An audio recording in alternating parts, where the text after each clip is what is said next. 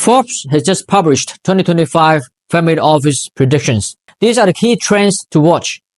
The ultra-rich are reshaping global finance. With no doubt, family offices are booming. Let's dive into 3 big trends set to dominate 2025. Number 1, professionalization. This is getting from hobby to a high-stakes business. Family offices are getting serious. Family offices are once seen as informal money managers. They are now operating like Fortune 500 firms. Why do we say that? 60% of family offices now have investment committees, and in those committees, they are very professional finance practitioners or investment teams.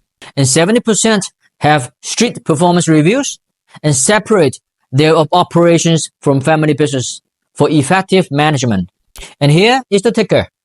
European and Middle Eastern offices are leading the charge. While only half of North American ones have formal governance, global competition is heating up. Here is the investment trend. Private equity is the king. 47% of family offices are bullish on direct deals. They chase those long-term returns from private equities. Impact investing is also exploding. Think of renewable energy, education, microfinance. It is not just about profits anymore. It is purpose-driven. And AI hype is real. Over half of families are betting on generative AI. Think of startups, tech stocks, or even their own digital transformations. But here is a twist. 50% are loading up on bonds for stability. Still, even as AI and private equity steal headlines.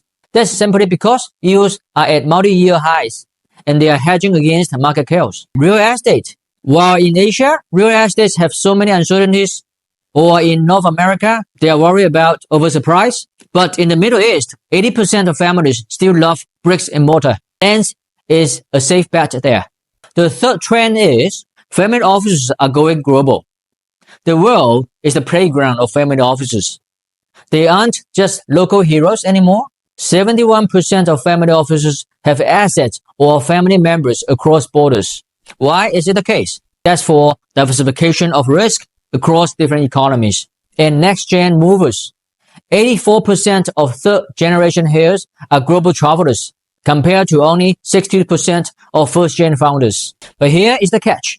Global expansion means navigating taxes, regulations, and cultural nuances. They are hiring armies, advisors, and global talents. What's the big takeaway? Family offices are going pro, playing smart with AI and impact, and thinking globally. That means if you are in wealth management, technology sector, or sustainability, this is exactly your moment. Let's look into Asia. The region has definitely booming family offices, with wealth as large as 15 trillion fueled by regions like mainland China, Hong Kong, Singapore, India, and Indonesia. When 2025 is shaping up to be the year that family offices redefine what rich really means, it comes with challenges that we can't ignore as well. When these family offices grow, they are hitting bumps in the road. McKinsey has identified top 5 challenges that family offices are facing.